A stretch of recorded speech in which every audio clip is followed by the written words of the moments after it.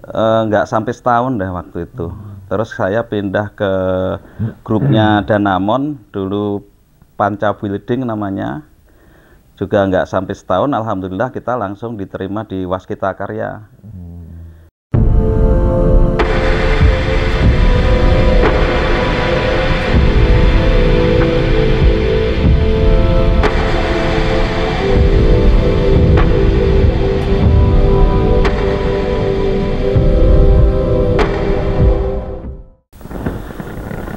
Pemirsa Pantau Lampung, malam ini kita berkunjung ke rumah Mas Tri Joko Margono. Beliau ini ketua apa, Mas? Himpera Lampung. Ketua ya? Himpera Lampung, Himpunan Pengembang Perumahan dan Permukiman Rakyat se-Provinsi Lampung. Gitu. Selain Himpera masih banyak lagi kayaknya. Saya lihat itu. Kalau masalah organisasi, saya juga sekjennya APAKSI, Mas. APAKSI itu Asosiasi Pengusaha Alat Berat dan Konstruksi. Jadi yang main eskavator, doser itu saya sekjen seprovinsi. Terus kita juga ada namanya pembinaan tenaga terampil. Kita ada namanya DPN Perkasa seprovinsi Lampung. Saya ketua juga. Terus sekjen MAPI, Masyarakat Anti Pungli Lampung. Saya sekjen. Kalau organisasi kebanyakan Mas, kayaknya keberatan itu. Ya, nggak bisa habis dibicarakan ya. Artinya itu kan kontribusi keterlibatan untuk bisa bermanfaat bagi banyak orang kan gitu. Tapi mungkin ya dari sekian banyak ini kan, tapi ya ini kan perjalanan ya. Mungkin awalnya kan Mas Joko ini dulu kan lahirnya di Jawa ya. Iya, di Klaten. Merantau ke Lampung itu setelah tamat kuliah ya? Tamat kuliah, betul. Tamat kuliah langsung ke Lampung dulu? Enggak, saya itu tamat kuliah itu merantau ke Jakarta itu. Saya itu dengan keberanian lah, artinya gacuani kalau bahasa Inggrisnya itu. Artinya kita ke Lampung itu ke Jakarta itu nggak punya saudara, nggak punya ini, sampai saya status pertama itu sebagai tenaga harian tuh di Wijaya Kusuma Kontraktor lah. Itu kan tamat kuliah kan sudah? Iya, tamat kuliah itu. Karena nggak ada nih, yang penting artinya gaji atau pendapatan. Kalau dulu belum gaji karena kita harian kan, cukup buat kos dan cukup buat makan. Nah, selebihnya saya ikhtiar terus untuk bisa pindah perusahaan yang lebih baik. Bahkan sela-sela itu saya banyak mendapat pelajaran sebenarnya. Itu tahun lulus tahun berapa dulu Mas? 94. 94 ya? Iya. Itu perusahaannya apa dulu namanya itu yang pertama itu? Pertama itu Wijaya Kusuma Kontraktor. Terus sampai berapa lama di situ? Nggak sampai setahun deh waktu itu. Terus saya pindah ke grupnya Danamon, dulu Panca Building namanya. Juga nggak sampai setahun, alhamdulillah kita langsung diterima di Waskita Karya. Di akhir 94 lah saya 93 udah merantau lah. Nah, dari 94 akhir saya masuk Waskita itulah pertama merantau ke Sumatera lah. Saya ditempatkan di Padang. Oh, dari terima Waskita itu langsung ke Sumatera ya? Nggak di Jakarta dulu? Kita present apa namanya ya, kayak ospeknya anak kuliah lah, itu di Jakarta. Tapi cuma 6 bulan. Oh, cuma semacam training gitu. Training ya. Jadi ke Sumatera langsung ke Padang. Sumatera Barat lah. Itu base di Sumatera Barat itu dikiranya juga di Padangnya, yang tadinya tiap hari mobil banyak kan, di Padang kan sudah jarang-jarang tuh. Begitu SK muncul, ternyata kita ditaruh di perbatasan antara Sumatera Barat dan Sumatera Utara, kan luar biasa ini. Yang alhamdulillah mobil itu seminggu sekali baru lewat itu. Memang itu kantornya apa tempat pekerjaan ya? Project. Kalau kantornya di Padang, saya kan Waskita kan di Cawang kan. Tapi kan ada cabangnya ada di seluruh Indonesia waktu itu kan. Dari Padang berapa jauh itu kira? Berapa jam perjalanan? 7 jam. Karena jalan Bang ya? Jalannya masih sempit dan ini sampai sekarang kayaknya masih deh. Belum ke arah sana sampai sekarang. Makanya kan banyak yang apa namanya? Kan dulu ALS ya, kalau sekarang kan mungkin lebih banyak lagi, tapi banyak lewatnya dari Bukit Tinggi langsung ke Pekanbaru. baru ke Medan. Kalau ini kan dari Bukit Tinggi ke Sidempuan, lah kita di Tapi tengah-tengah. dilalui jalur umum kan ya, jalur kendaraan umum. Jalur umum, Mas. Itu Tapi jalur ke Danau Toba, ke ini cuma ya daerahnya agak, kalau kayak di kita di lintas barat lah, modelnya kayak gitu. Tapi sekarang lintas barat juga sudah ramai. Ya sekarang itu zaman dulu ya kayak gitulah. Artinya kalau sekarang lintas barat kan udah lumayan. Sampai berapa lama itu Mas di Padang dulu? Di Padang itu sampai 3 tahun lebih. Terus pindah ke Lampung itu pertama kali Rumah Sakit Liwa saya. Oh, bangunan Rumah Sakit Liwa. Ya. Oh, itu Waskita Karya ya yang buat? Waskita dulu, kita set manajer waktu itu. Terus pindah lagi ke apa namanya, Sumatera Selatan, saya di Blitar. Blitar itu tahun berapa ya? Tahun 2000-an kalau nggak salah. Pokoknya 98 Pak ya, 98 sampai 2000 baru di Wates ini. Di Wates Lampung lah. Kalau di sini kantornya di Antasari. Antasari kan ya? Iya, di Wates ini ada pekerjaan irigasi dulu. irigasi ya? Ya, irigasi Batu Tegi itu kan nyabangnya kan sampai ke Wates, Bumi Ratu dan lain sebagainya, itu irigasi teknis sampai ke Metro, ke Seputih Banyak. Di Waskita Karya akhirnya sampai tahun 2005. 2005 ya? 2005 itu saya terakhir itu kan apa sih, bulan Desember 2004 kan ada tsunami Aceh. Oh iya. Tsunami Aceh, terus kan Waskita diminta relawan lah gitu. Nah, kita ikut. Udahlah, saya coba ini di Aceh gitu kan. Nggak kebayang ternyata di sana luar biasa. Artinya. Jadi tsunami berapa lama setelah peristiwa itu ke sana?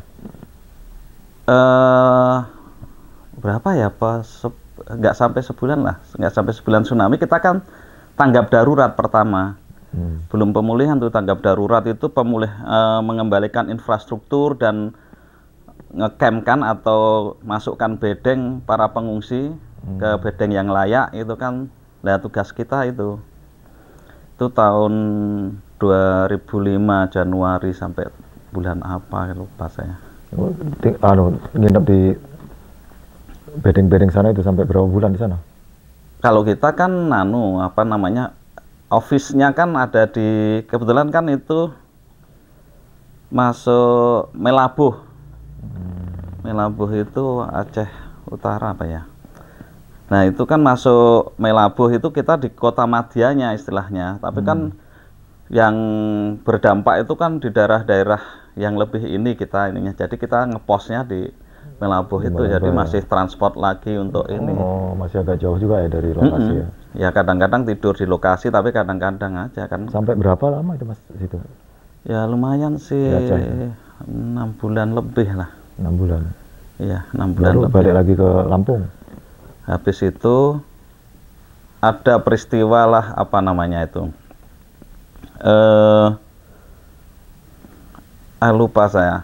Di Medan itu apa, tsunami Medan kan ada susulan tsunami yang gempa di Medan itu loh. Kepulauan apa itu. Nah, itulah mulai ada konflik antara saya dengan istri saya. Kan istri saya takut lah istilahnya gitu. Udahlah Mas, pulang aja lah. Waktu itu istri di Lampung di sini. Sudah di sini ya? Sudah di sini. Kami itu tahun 2001 sudah nempatin ini. 2002 sudah eksis, tapi nggak pernah saya tungguin. Nah, dari konflik itulah, artinya antara istri khawatir kalau ada apa-apa sama ini, dan sementara saya kan mempunyai tugas yang harus saya selesaikan. Karena nggak selesai, saya juga ya istilahnya saya gentle, saya kirim surat, udahlah saya pengen memajukan diri waktu itu. Surat saya kalau dibaca lucu itu, pengen memajukan diri gitu, dibaca oleh kepala divisi saya, ini Joko ini stres ini, biar Joko cuti aja lah gitu. Maksudnya itu mengajukan pengunduran diri atau? Iya, mengajukan. Ya, saya kan nggak mau mundur, saya maunya maju. Memajukan diri suratnya kan itu. Itu dikiranya kita stres itu. Kalau gitu kasih cuti lah Joko 6 bulan atau 1 tahun. dengan gaji perusahaan gitu. Tapi kita kan tetap udahlah pilihannya, udahlah kita resign aja lah ininya. Itu sampai persetujuannya sampai lebih dari 6 bulan baru disetujui, dikiranya kita stres kan. Tapi selama habis pengajuan itu memang sudah nggak kerja lagi di tempat yang mana? Di Aceh, di Medan itu? Enggak. Langsung balik ke Lampung itu ya? Iya. Kan memang gimana ya, waktu itu tuh berbeda sekali lah suasananya antara kondisi biasa dan kondisi yang luar biasa. Waktu itu di sana itu apa ya, mayat itu gelimpangan Mas. Jadi sebulan setelah kejadian itu masih banyak ya? Masih banyak banget, dan kita itu membumikan mayat itu sudah bukan pakai cangkul, pakai savator kami. Jadi relawan itu yang di Aceh itu ya? Yang di Melabuh itu. Nah, kan ada gempa apa sih, lupa saya namanya, di kepulauan di Mentawai ya. Itu korbannya banyak juga? Kalau itu kan saya nggak ikut, karena gempa Mentawai itulah istri saya yang ini udahlah nanti malah di situ itu logika nggak berjalan Mas, nggak ada namanya logika. Yang bule katanya bilang tsunami itu datangnya setiap 100 tahun sekali di tempat yang sama. Saat kita kejadian ya, ada gempa Mentawai itu, stok air, artinya PDAM itu punya tower, stok airnya tinggi itu bunyinya itu udah kayak ombak itu, blok, semua lari itu, lari ke gunung, nggak ada yang coba pakai celana dalam, pakai trail, itu lari semua. Lah itu nggak ada logika lagi, mau bule, mau pinter, mau nggak pinter. Mereka punya prediksi masing-masing mungkin. Jadi penting selamatkan diri lah gitu. Lah mulai itu, pas itu istri saya telepon, sabar saya masih ngungsi ininya loh. Udahlah pulang aja lah, ini nanti kalau apa-apa lah. Itulah mulai konflik ya. Padahal saya kan membawain anak buah yang lumayan banyak kan. Nah itu sudahlah saya minta diganti lah supaya ini. Istri saya juga habis melahirkan waktu itu, yang nggak saya tungguin kan. Anak ketiga waktu itu. Masih di Aceh itu ya? Iya. Anak ketiga nggak ditungguin, sudah ada peristiwa gitu. Nah jadi sudah ini. Tapi memang saya sudah dari tahun 2003 saya sudah mempersiapkan Mas saya, tapi udah punya bisnis, nggak ada ini gitu, nggak kaget lah maksudnya gitu, nggak kaget. Memang niatnya walaupun nggak ada itu juga, kemungkinan juga nggak sampai pensiun gitu. Ya betul itu, mungkin nggak sampai pensiun. Saya kan dulu kawan-kawan itu sukanya beli mobil bagus, beli rumah gitu. Saya dan istri malah enggak. Kita bikin minimarket di kampung saya. Di mana? Di Klaten, di Telandu. Masih di Klaten ya? Iya, karena kan kami nggak bisa ngelola. Istri saya kerja di Carun Popan kan. Saya di Waskita, jadinya ya nggak bakal bisa ngelola lah gitu. Kita yang senada aja waktu itu, kita punya peternakan ayam di Tanjung Bintang dan Simbarwaringin ke arah metro itu aja yang istri saya. Loh, kalau yang minimarket itu sempat berjalan? Sampai sekarang berjalan. Di Klaten itu? Iya. Oh, dikelola ada pihak adik istri saya, jadi menjadi passive income saya. Di Lampung nggak ada? Di Lampung? Nggak ada Mas. Kirain buka juga di sana ada. Ini lagi dibahas ini. Iya, betul itu harusnya. Di sini awalnya peternakan sapi ya, apa kambing? Enggak, kalau itu kan memang keahlian istri saya, dunia peternakan. Oh, kan. Karena istri kalau saya hewan ya? Iya, kalau saya kan teknik sipil. Jadi sangat berbeda lah cara dan pola berpikirnya itu. Kalau peternakan itu kan nggak bisa dievaluasi setiap periodik panen loh. Kalau nggak bisa dievaluasi ya ini nggak bisnis lah Mas. Kalau kami kan orang teknik sipil, jualan batu aja, kulakan sekarang dijual nanti sudah bisa dihitung untungnya bakal sekian gitu lah. Makanya kita konsentrasi ke arah itu, mulai dialihkan, kita borong kecil-kecilan. Istri saya yang ngitungin lah, ordernya ke ini gitu. Itu ada peristiwa-peristiwa lucu setelah itu kan. Ada toke besar di sini dulu, ada supermarket material yang sering kami utangi. Di mana itu? Yang sekarang jadi depo bangunan. Tunas ya dulu. Betul, Tunas. Nah, terakhir itu yang punya Tunas tuh deket saya akhir-akhir ini. Wih, kamu masih ingat saya bilang. Nah, itulah. Akhirnya kesambung setelah dia ada masalah kan, dia kesambung lagi. Terus masuk ke asosiasi saya, terus kita dampingin lah untuk bangkit di dunia properti juga itu. Itu sampai sekarang itu. Tadinya saya kira setelah itu berganti jadi depo masih mereka yang lola. Enggak, bukan. Itu dia kan di BSD itu bertetangga lah antara depo dan pemilik Tunas itu. Jadi dibeli itu. Jadi emang Mas Joko ini dari awal properti itulah awalnya yang digeluti ya? Kalau bisnis bukan properti awalnya. Setelah ternakan itu tadi? Enggak. Urusan ke bangunan-bangunan itu bukan properti? Bukan, kita kan ya masuknya itu kayak jalan, jembatan, irigasi, tetapi saya lebih cenderung ke supportingnya, namanya heavy equipment, makanya saya akan menjadi sekjen apaksi. Bukan sebagai kontraktor ya? Bukan. Kontraktor. Kontraktor ya? Iya, kontraktor tapi yang berbasis alat berat. Jadi earthwork, timbunan, galian, terus moving, gitu itu kita lengkap dulu besar saya Mas. Makanya saya bisa masuk ke jajaran pengurus asosiasi pengusaha alat berat itu. Tapi kok akhirnya beralih ke properti apa pertimbangannya? Wah, itu ada peristiwa yang luar biasa lah. Pada tahun 2010 itu kan sempat ada krisis Clement tuh. Apa itu krisis Clement?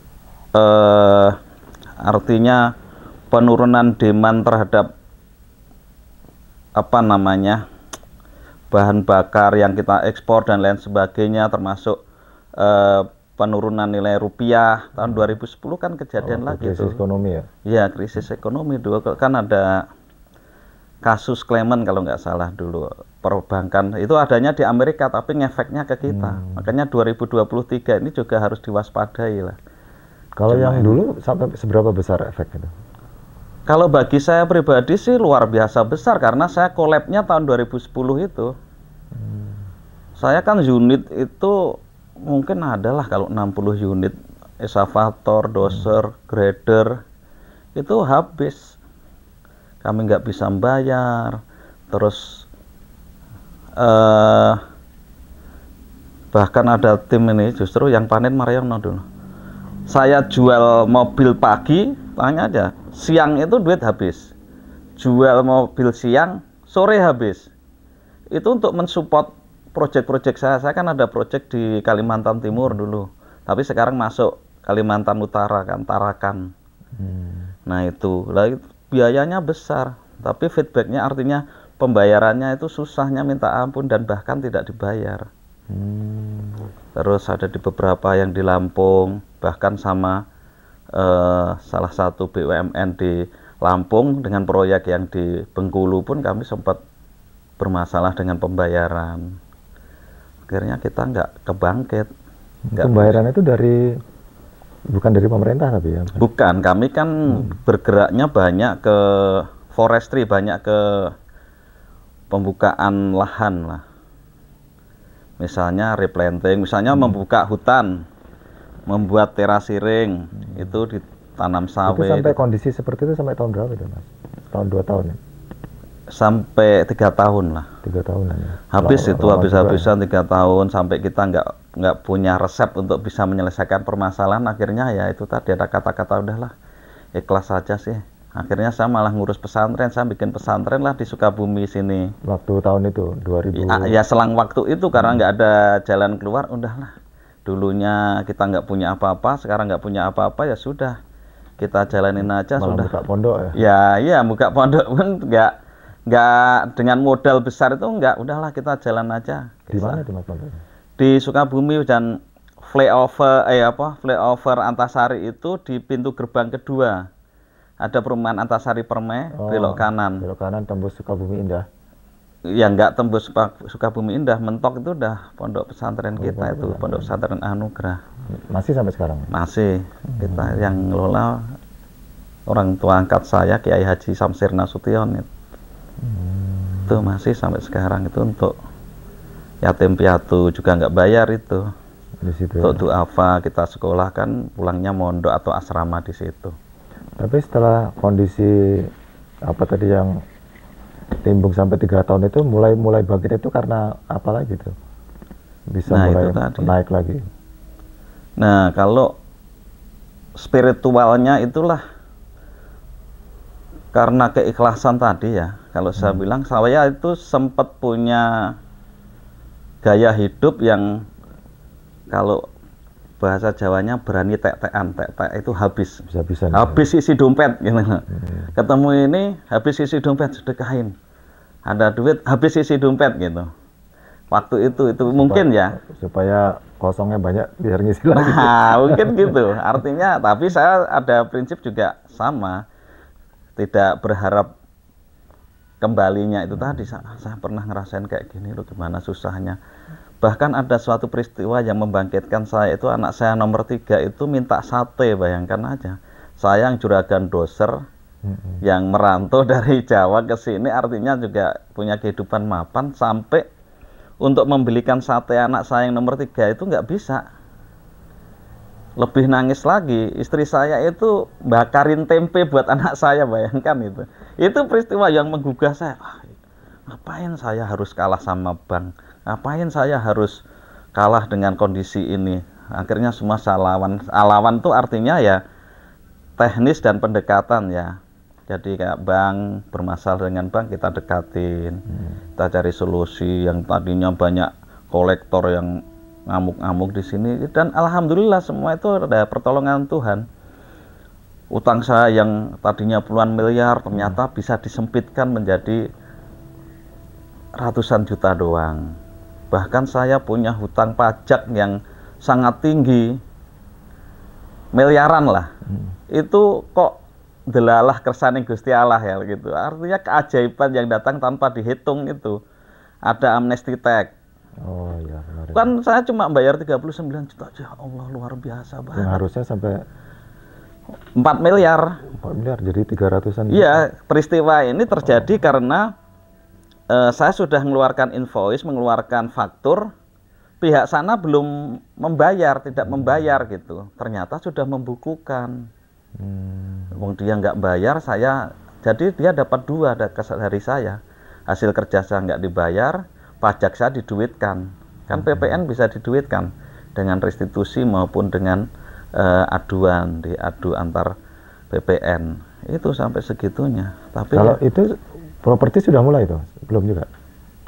Sudah, saya tahun 2010 itu sudah set job lah. Sebelum 2010 saya sudah set job properti. Saya punya lahan tapi tidak full, yang ngelola saya itu enggak.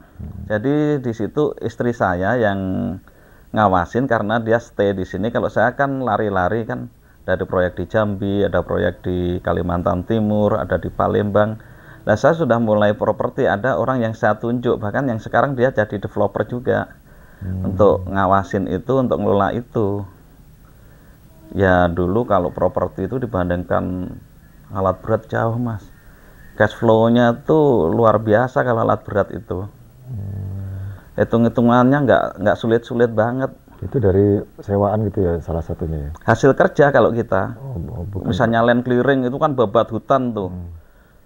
Perhitungan teknis yang sederhana itu, kalau kita beli alat baru, untuk bayar leasing itu, kita kerja normal 7 jam saja. Kita itu udah bayar leasing dan operasional itu udah cukup.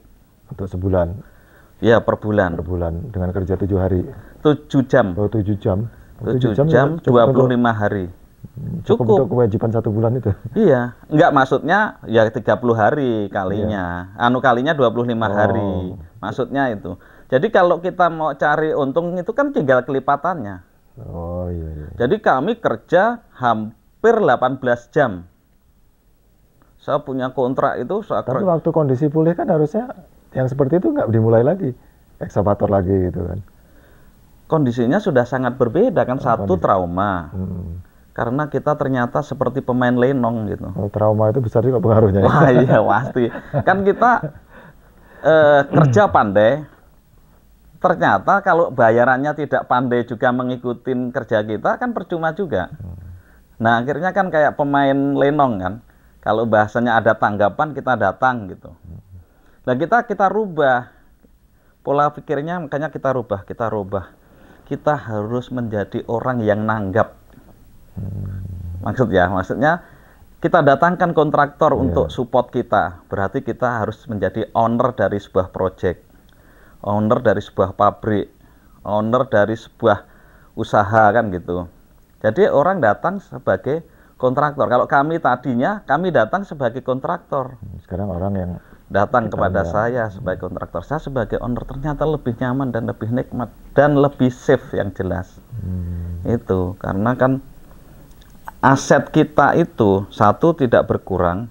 Kalau ada masalah accident dengan finansial kan bisa kita gadekan. Kalau kita tanggapan artinya kita menjadi kontraktor, kita sudah bangun atau waktu itu kita timbunan misalnya, bikin jalan.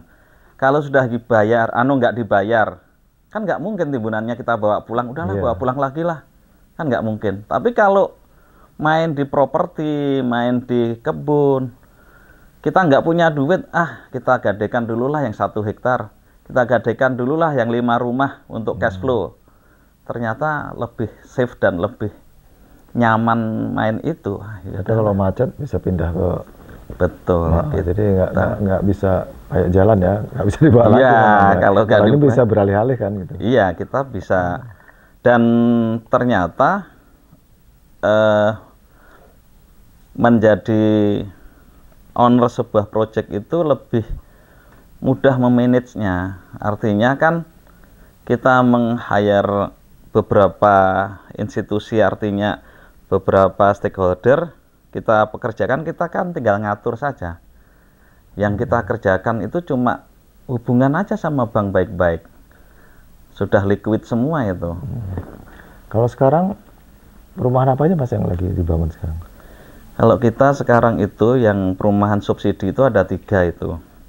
Yang pertama itu Ravasa Residen ada di Bandarjaya. Terus itu sekitar 200 plus minus 200 rumah. Terus Happy Hill 2 itu tahap sekarang 100 rumah, tapi nantinya akan menjadi 200 rumah karena lahannya udah siap kita. Terus Al Amin di Natar itu subsidi juga? Subsidi itu sekitar tinggal 80-an unit lah dari 200. Terus yang komersil itu ada Green Cempaka, ada di Wekandis Cempaka 3, terus eksklusif Jatiwangi itu ada di Wekandis tapi perbatasan dengan Tanjung Seneng. Terus kita ada Happy Land itu di Tanjung Seneng, belakang kecamatan, belakang perumahan Gunung Madu. Terus ada lagi New Garden 3 itu di dekat-dekat situ, itu sekitar 80-an unit. Terus ada lagi Garden 2 dan Garden 3, ini tinggal sisa-sisa, paling tinggal 5 atau 6 unit masing-masing. Gitu. Kalau perumahan komersil dengan subsidi apa Mas beda pengelolaannya? Lebih mudah mana? Atau lebih laku mana gitu?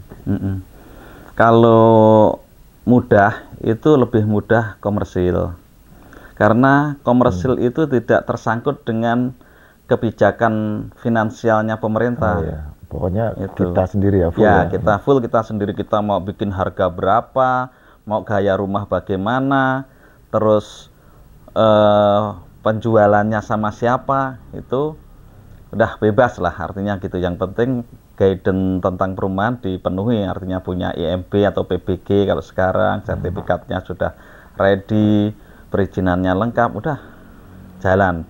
Kalau rumah subsidi itu yang pertama kan kita harus punya asosiasi yang jelas itu. Karena untuk masuk ke sistem kayak internetnya PU itu, kan yang menyandang dana subsidi, yang punya anggarannya kan, itu harus lewat asosiasi namanya SIRENG, Sistem Informasi Pengembang.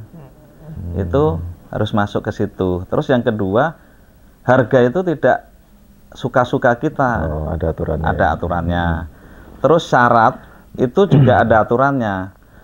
Pembeli itu harus berpenghasilan 4 juta. Kalau sekarang combine itu suami istri boleh di jumlah 8 juta lah. Lebih dari itu nggak layak menjadi konsumennya rumah subsidi. Nah, itu aturannya. Terus banyak lagi aturan-aturan yang mesti dipenuhi, misalnya sertifikasi terhadap spek rumah itu ada dan resmi itu. Terus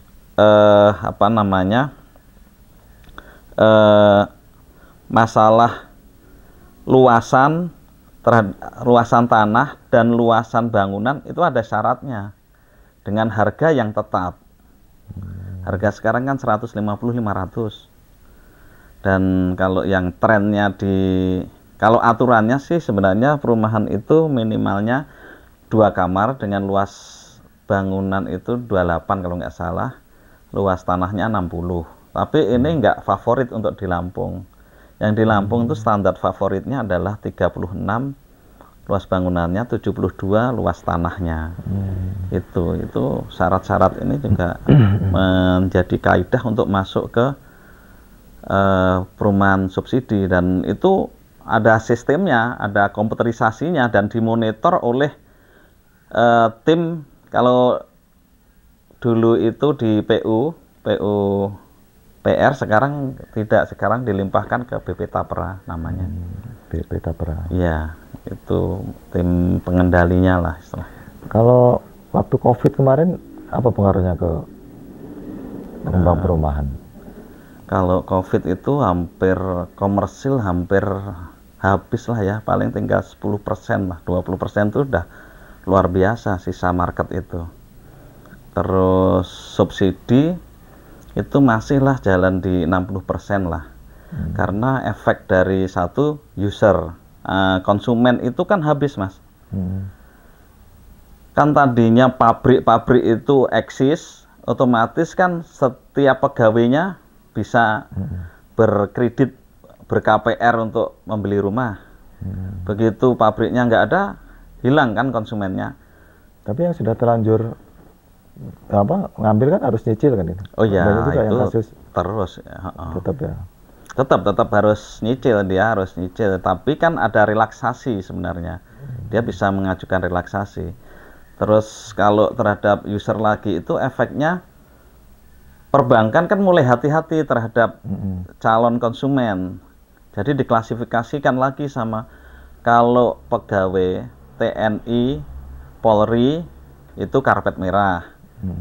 Begitu pegawai wira swasta itu diplototin lah istilahnya, diseleksi begitu ketatnya. Pegawai pariwisata, terus transportasi dan lain sebagainya itu habis, tidak disetujui lah. Udah, saya nggak mau membiayai yang ini dulu. Lalu kan udah dari market berkurang, dari skema kebijakan aja sudah menghilangkan, bukan berkurang lagi. Jadi persetujuan bank itu orang-orang yang digaji pemerintah lah yang ditamain ya. Ya, betul. Tapi kalau sekarang kondisinya sudah mulai pulih atau ini COVID kan mungkin ya sudah mulai lah ya. Iya. Tapi secara ekonomi udah pulih seperti awal dulu nggak? Ya justru itu. Kalau justru waktu begitu awal selesainya COVID, itu barat bendungan, Mas. Artinya yang tadinya ditunda, dipending, begitu ini dibuka kan banjir konsumen. Kami itu nggak sampai 6 bulan bisa jualan 140 unit rumah subsidi ya ini ya. Kalau rumah komersilnya masih standar lah, masih merayap lah. Itu maksudnya konsumen yang gajinya bukan dari pemerintah lagi ya, kan begitu dibuka kan banyak bisa diakomodir semua ininya. Tapi begitu itu habis, sekarang mulai periode ini agak berkurang lah user itu. Mungkin memang keadaan ekonomi kali. Jadi makanya konsumen itu juga mempertimbangkan untuk beli rumah kali ya. Iya.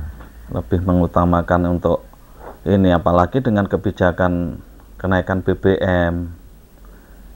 Yang jelas itu memotong margin kami sangat karena kami nggak ada kenaikan harga. Sementara material naik. Itu terus si user kan juga berpikir pendapatannya kan untuk belanja tadinya bisa beli beras 5 kilo misalnya gitu. Ini kalau saya ngangsur rumah lagi kan yang 5 kilo bisa jadi 1 kilo nanti nggak cukup lah, mending lah untuk beras aja lah. Nah, gitu.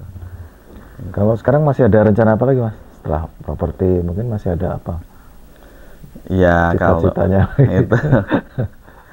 itu kalau cita-cita besar saya itu sebenarnya membuat kota baru lah, kota baru Jatiwangi, New Town Jatiwangi. Jadi kita bikin kawasan yang menyatu, artinya kan di situ ada komplek pendidikan, ada komplek kesehatan, peribadahan. Jadi dalam luasan yang mumpuni, misalnya 150 hektar, ini menjadi dream saya, dream kita ya.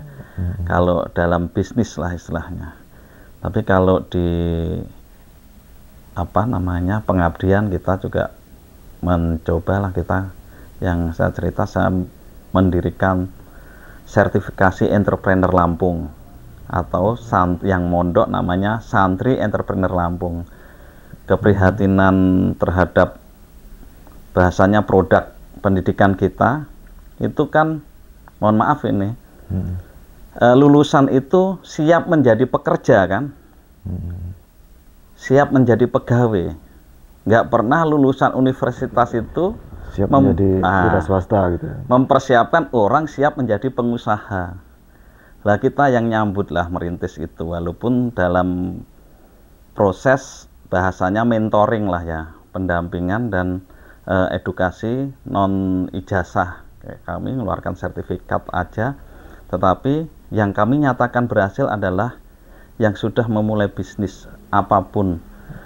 Yang mempunyai peringkat tinggi adalah omsetnya yang tinggi. Kita belum bicara masalah laba, belum ini, nanti kan prosesnya bisa kita mentoring lagi, bagaimana mengendalikan pendapatan, bagaimana memperoleh laba yang baik kan gitu.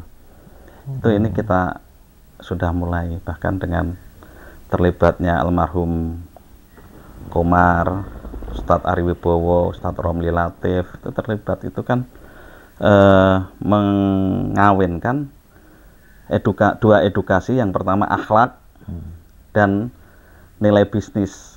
Itu yang kita kita punya tempat sendiri atau di pesantren masing-masing gitu? Tempat sendiri kita, Mas. Jadi bahkan kita kemarin itu dari pesantren As-Sahil itu mengirimkan berapa ya, lebih dari 42 siswanya ke kita. Jadi sekarang total siswanya nyampe berapa sih? Kalau kita kan sifatnya mentoring ya, jadi kita tidak ada cerita lulus, tapi yang pernah belajar ke kita gitu, terus mau terus lagi, itu kita lebih dari 72 sebenarnya. Nanti nambah lagi, buka periode lagi. Yang kemarin menyatakan bahwa misalnya kan, itu berapa lama satu periode itu? Satu periode itu sebenarnya 1 tahun, tetapi di dalam 1 tahun itu kita melakukan penerimaan itu bukan sekali gitu, terus gitu. Jadi kan misalnya angkatan pertama kemarin tidak dapat mentoring dari Mas Arif gitu. Oh, saya mau tahulah ilmu masalah broadcast itu gimana, dia boleh hadir gitu. Jadi menambah ini masalah digital marketing, saya kemarin belum dapat, dia boleh hadir gitu. Nah, ini menambah wawasan tanpa membatasin angkatan, tanpa membatasin. Ini sudah berlangsung berapa lama itu, Mas? Sudah jalan 1,5 tahun lah. Terus yang kelihatan itu hasilnya, yang sudah dari mereka sudah pernah mengikuti ya semacam pelatihan itu tadi, apa hasilnya? Karena kan sifatnya kan masih pemula ya, jadi mereka itu banyak yang bidangnya itu di dunia makanan lah, artinya yang modalnya kecil kan. Kita juga sudah mulai ada yang beberapa yang tidak punya ide, udahlah beli franchise aja lah, beli yang murah-murah, tapi yang penting sudah memulai bisnis. Udah pada punya, ada yang punya gerobak mie sampai 2-3. Jadi mereka memang langsung didorong itu ya, pokoknya setelah ini kamu harus coba terapin langsung ya gitu. Iya, kami nggak kenal wisuda, Mas.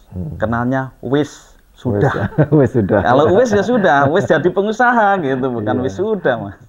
Jadi apa harus ada hasilnya, belajar ya harus dipakai untuk apa gitu. Iya, artinya gitu. Terus banyak yang akhirnya kita dampingin menjadi orang-orang di Jatiwangi sendiri, tetapi independen, misalnya menjadi menggelutin dunia marketing online, kan bisa kita kasih umpan, jualan perumahan, terus jualan apa namanya, makanan beku itu, frozen food itu. ya, itu kan kita juga kemarin ada kerjasama, ada beberapa yang ini. Nah itu ada yang main kayak gitu.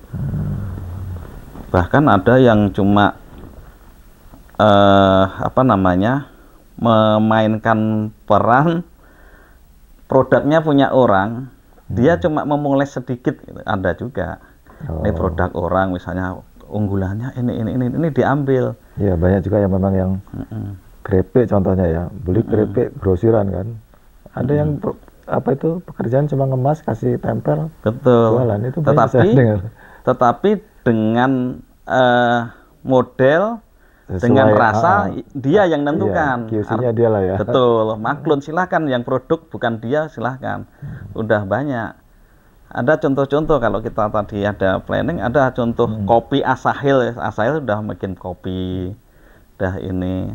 Nah inilah yang menjadi masalah itu, setelah semua ini sudah bermain di bisnis, pasti mainnya adalah penjualan kan, marketing. Lah ini masih perlu suhu marketing yang luar biasa, merelakan waktu dan ininya buat anak-anak saya, santri saya, dan ini saya. Itu yang kasihan kalau sudah bisa memproduksi tapi nggak bisa menjual kan.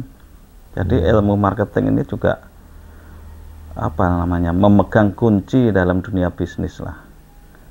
Itu. Tapi mereka yang buka-buka itu masih tetap dapat pembinaan itu Mas ya? Iya kan, mereka bebas Mas. Yang saya bilang itu, kalau Anda sudah merasa dirinya mampu, wis sudah, ya udah, boleh nggak datang. Kalau Anda perlu ilmu yang dari mentor yang datang ini, ya silahkan datang. Atau boleh juga yang setelah mereka ngikut mentor itu kan buka usaha. Buka usaha masih balik lagi juga nggak apa-apa. Mau nanya lagi nih, aku kendala ini, tempat konsultasinya masih ada ya? Masih, bahkan kan kita lagi mau menciptakan kalau model halakoh, model kajian gitu, tapi mastermind, model sharing lah. Itu nanti ada kelas, istilahnya kelas C, anak-anak yang baru mulai, nanti ada pembinanya yang kelas B. Lah itu dikumpulkan cuma isi 6 orang, terus yang satu pengabdian itu yang mendampingin anak-anak yang pemula itu. Nanti yang kelas B, nanti ada yang kelas B plus gitu. Kami belum berani menyatakan kelas A karena itu tingkatannya sesuai dengan omset yang kita targetkan, cita-cita yang ditargetkan omsetnya. Menarik sekali ya, tapi itu memang nggak ada batas ya gitu, sampai kapan? Target nantinya apa itu kira-kira nanti?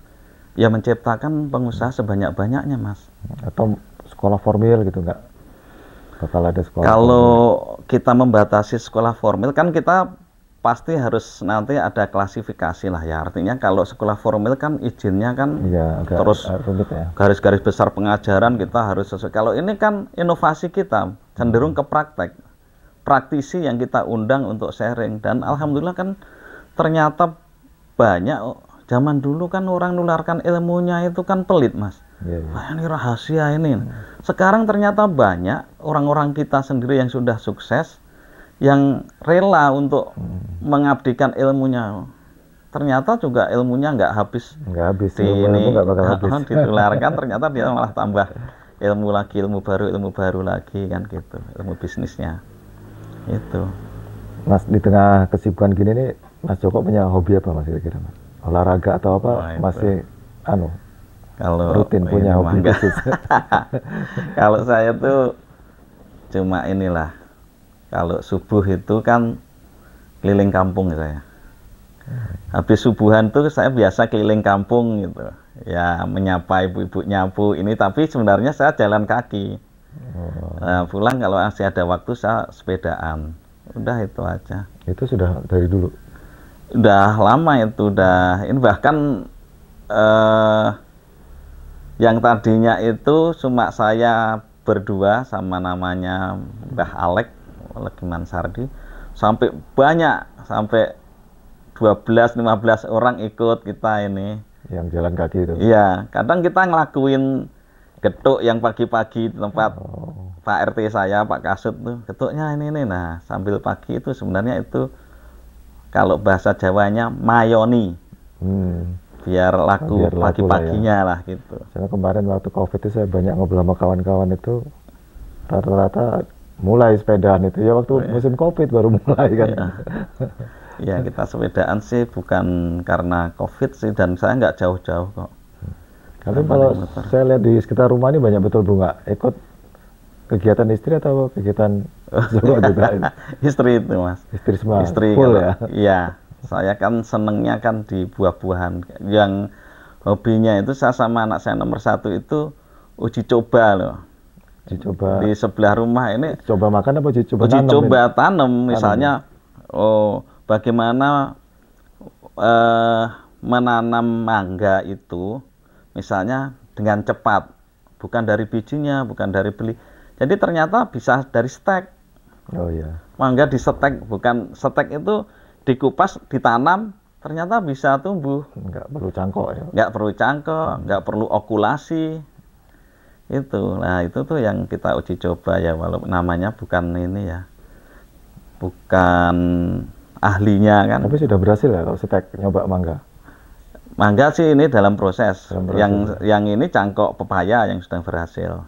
Oh, permajaan. Makanya pepaya yang tinggi itu sekarang banyak dicangkok, dipendekin lagi jadi kan. Iya, yang tinggi dipotong, nanti kan tumbuh banyak tunas tuh. Biarkan mas. Itu calon. Nah, tunasnya itu yang dicangkok. Nah, pengurangannya itu cangkok. Itu memang sekedar hobi atau memang punya rencana khusus untuk tanam-tanaman itu? Hobi aja. Hobi.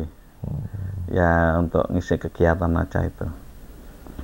Oke mas, malam sudah semakin malam ini. Terima kasih atas bincang-bincangnya. Mudah-mudahan terima kasih juga. Masya Allah luar biasa, terima kasih.